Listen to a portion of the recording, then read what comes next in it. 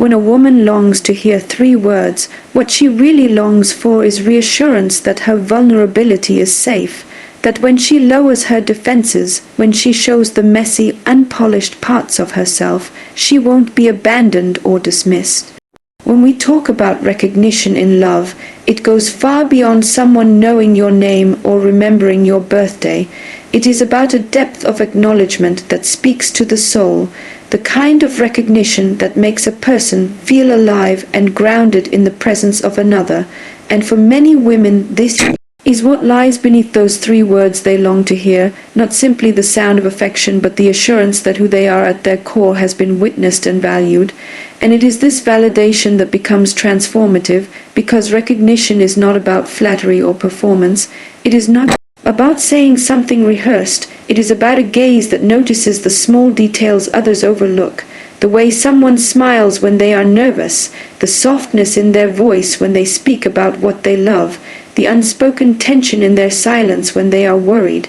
And when those subtleties are acknowledged, it creates a sense of intimacy that cannot be faked. It is the opposite of invisibility. It is saying, I see you, and not just the version you put out for the world, but the version you protect, the one you doubt, the one you sometimes struggle to embrace yourself. And when a woman feels that recognition, she no longer has to fight for attention or compete for affection. She feels safe enough to bring her entire self forward. She can stop curating and begin belonging, and belonging is the soil in which love takes root, because love cannot survive long where one is unseen, unacknowledged, or overlooked. And this is why those words mean so much, because they are a vessel for recognition. They carry within them the message that the other person has not only looked, but also truly noticed. Recognition also carries with it a certain kind of respect, because when someone truly sees you, they don't try to mold you into what they want. They honor the unique texture of your being, and this is where the difference between attention and recognition becomes clear, because attention can be shallow, it can be fleeting, it can come from anyone at any time, but recognition is anchored in understanding. It says, I know what matters to you, I know what frightens you, I know where your strength comes from, and I honor it. And when a woman experiences that depth, she feels a tenderness that is not about control or possession, but about affirmation.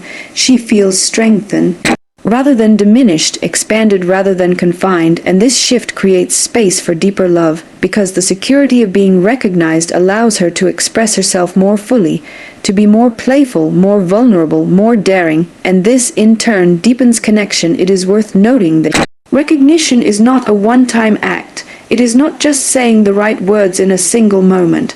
It is a practice, a rhythm, something that shows itself in consistency, in the willingness to keep looking, keep noticing, keep acknowledging, because people evolve and feelings shift, and the act of recognition requires staying attuned to that movement. And so those 3 words are not static, they are alive. They change depending on the context. Sometimes they are about reassurance in doubt. Sometimes they are about presence in distance. Sometimes they are about cherishing in the midst of routine, but whatever the setting, their effect remains the same. They remind her that she matters, that her presence makes a difference, that her life is not unseen. In many ways, the power of recognition is also tied to healing, because countless women have felt invisible in relationships, silenced in their families, dismissed in their careers, and overlooked in society at large. And when they finally experience someone who truly sees them, it is as if a weight is lifted, as if a wound is acknowledged, and in that acknowledgement lies repair, because to be recognized is to be validated. And validation is not indulgence, it is nourishment. It tells the soul it has a right to exist, a right to desire, a right to be. And when that nourishment comes, it not only deepens love but restores dignity. It gives back the courage to stand tall, to embrace identity, to trust intimacy again. Those 3 words then become more than an expression of love. They become a mirror reflecting back her value, reminding her she is not merely filling space but shaping it, not merely walking alongside but being an essential presence. And when she hears them, she feels affirmed not just as a partner, but as a person, and in that affirmation lies the heart of recognition, because what every human longs for, what every woman quietly aches for, is to feel known, to feel seen, to feel that her inner world has not gone unnoticed, and in the end recognition is love in its most tender form. It is the language of being. It is the quiet voice that whispers you matter, you are here, and I see you. When we talk about safety and vulnerability, we are really entering the most delicate and powerful territory of love and intimacy, because vulnerability is not about weakness, it is about courage, it is about the willingness to expose the parts of ourselves that are tender, raw, and unprotected. And for many women, the three words they long to hear are inseparable from this experience, because they are not just a declaration, they are a promise. They say, when you open yourself, when you take off the armor, when you let me see the parts of you that are uncertain and afraid, you will not be punished, you will not be left alone, you will not be diminished, instead you will be held. And in that holding safety is created safety that allows the heart to expand, and the body to soften, safety that invites closeness rather than fear. And this is why words carry such weight, because they are not only about affection, they are about reassurance. They tell her that it is not dangerous to be herself in this space, that her feelings are not too much, that her silence is not a rejection, that her tears are not a burden.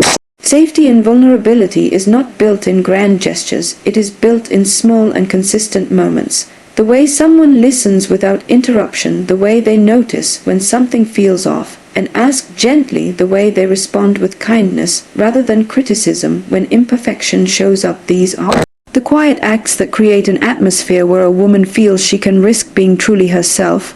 And when she hears words that affirm this safety, it feels like oxygen to the soul, because in so many places vulnerability is punished, it is ridiculed or dismissed, and so when it is met with care, it becomes a sanctuary in which she can rest and restore. And what makes these three words so powerful is that they do not erase vulnerability, they honor it. They say, I welcome this side of you.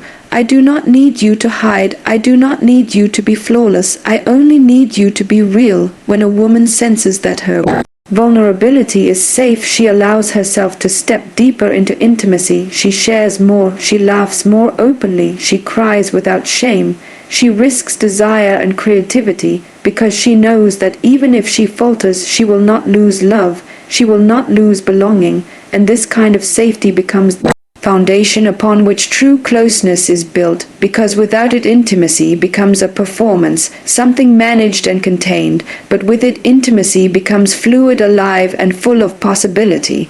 And those three words, when spoken with truth, become the key that unlocks this door. There is also an important paradox here. Vulnerability is terrifying because it carries the possibility of rejection, but it is also the only path to genuine connection. And so the longing for safety is not about eliminating risk altogether. It is about knowing that when the risk is taken, it will be met with compassion. Not cruelty, understanding, not dismissal, tenderness, not avoidance. And this makes the words she craves not only romantic, but existential. They affirm that her openness will not cost her dignity or worth. They affirm that she can be loved in her rawness, not only in her polish. And this is why they echo so deeply in the heart. They carry within them the assurance that her humanness is welcome. We can also see how safety and vulnerability transforms conflict, because in every relationship there are disagreements, disappointments, and misunderstandings. And when vulnerability is unsafe, conflict becomes destructive. It becomes a war of defenses, each person protecting themselves from further harm. But when vulnerability is safe, conflict can become constructive. It becomes a space for truth, telling, and repair. And in that context, the three words she longs for are not just about romance, they are about stability. They are about knowing that love is strong enough to hold difficulty without collapsing. And this knowledge allows her to risk honesty, even when it is uncomfortable. It allows her to bring her whole self forward, even when it is messy.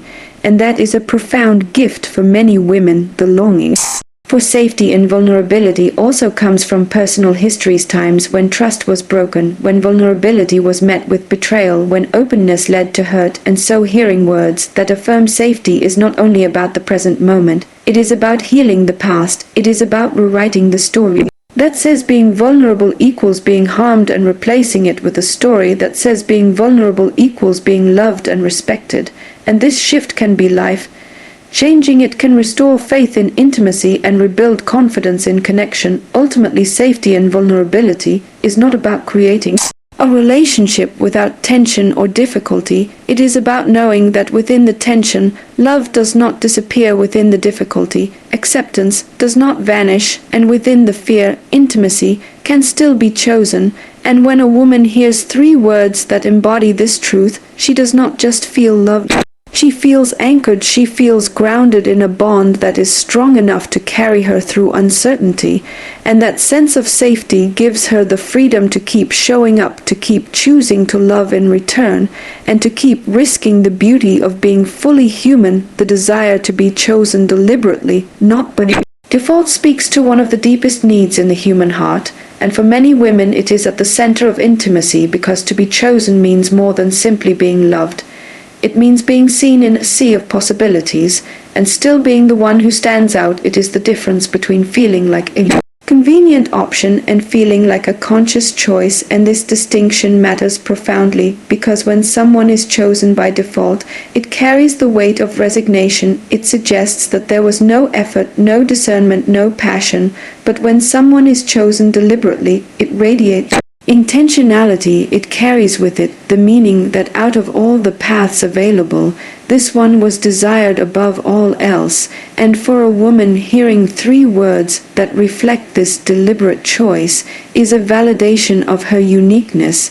It tells her that she is not interchangeable, that her presence is not accidental but essential. Being chosen deliberately nourishes the soul in a way that casual affection never can, because it affirms worthiness not as a general truth, but as a personal reality. It says, you are not simply lovable in theory, you are loved in practice by me. And for women who often juggle expectations, roles, and responsibilities, the longing to be chosen goes beyond romance. It extends into every layer of life. To be chosen is to feel that her individuality is valued, her voice is important, her desires matter. And in the intimacy of a relationship, this deliberate choosing becomes a grounding force, because it transforms love from a fleeting feeling into a conscious act repeated day after day.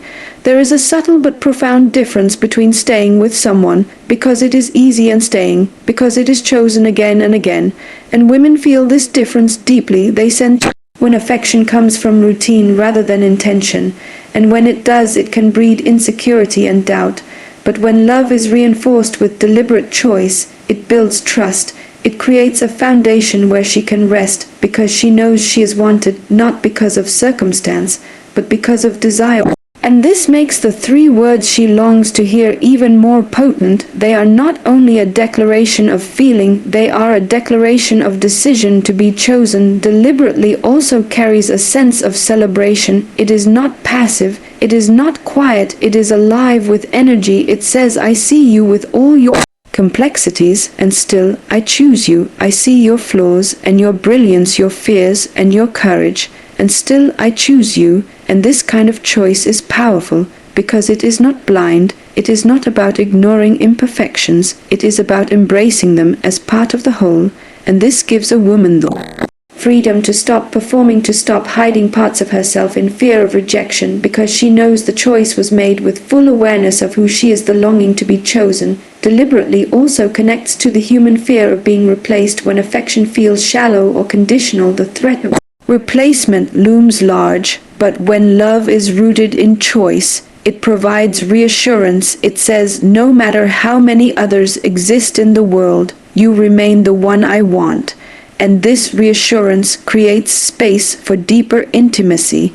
It allows for honesty. It allows for risk, because the fear of being discarded does not dominate the relationship. And so those 3 words become more than romantic. They become stabilizing. They become a way of quieting the insecurities that can erode closeness. There is also a dynamic of equality in being chosen deliberately because it acknowledges agency on both sides. It is not about dependency, it is about mutual desire, two people who could choose differently but decide to choose each other, and this mutuality is essential for love to flourish because it ensures that the bond is not born of necessity but of authentic preference, and this authenticity is what makes the word so powerful because they are not rooted in obligation, they are rooted in freedom. In many ways, the longing to be chosen deliberately is about dignity because dignity is found in being valued for who we are, not just for what we provide, not just for the roles we fill or the functions we serve, but the essence of our being. And when someone chooses us deliberately, they affirm this dignity. They say, your existence enriches my life in a way that no one else could. And that affirmation lingers, it shapes confidence, it strengthens resilience, and it deepens the sense of belonging. When a woman hears 3 words that reflect deliberate choice, she feels the intimacy deepen, not just because she is loved, but because she is prioritized. She is not standing in the shadows of uncertainty, she is standing in the clarity of being wanted, and this clarity allows her to surrender into love more fully, to let go of the fears that keep her guarded, and to embrace the connection with openness and joy. And so the desire to be chosen deliberately becomes one of the central threads of intimacy, a reminder that love is not simply about attraction or habit, but about intention, about the conscious act of saying out, of all that I could have, I want you. And this is why those 3 words resonate so deeply. They are not a casual reassurance, they are a profound declaration that the choice has been made and continues to be made, and when spoken with authenticity, they become a steady rhythm in the relationship, a rhythm that calms fears, strengthens trust, and invites passion to keep growing, because love that is chosen is love that feels alive, love that feels safe, and love that endures the comfort of acceptance in imperfection is one of the deepest forms of intimacy because it acknowledges the truth that none of us are flawless, and yet we all long to be loved, not despite our imperfections, but alongside them, to feel that we don't need to edit ourselves constantly or live under the pressure of always performing to an impossible standard is liberating. It allows love to breathe in its most human form. And for many women, the 3 words that carry this kind of acceptance are not about perfection, they are about being enough just as she is. When she hears them, she feels she no longer has to disguise her insecurities or hide the parts of herself she worries are unlovable, because in the presence of acceptance, she discovers the freedom to simply exist without fear of rejection. The longing for acceptance is not shallow, it is rooted in the vulnerability of being human. Everyone carries scars, regrets, and doubts, and many women live with the silent fear that if their partner sees too much of these hidden corners, they will be judged or abandoned. This fear can create a distance, a holding back of emotions, a reluctance to be fully transparent.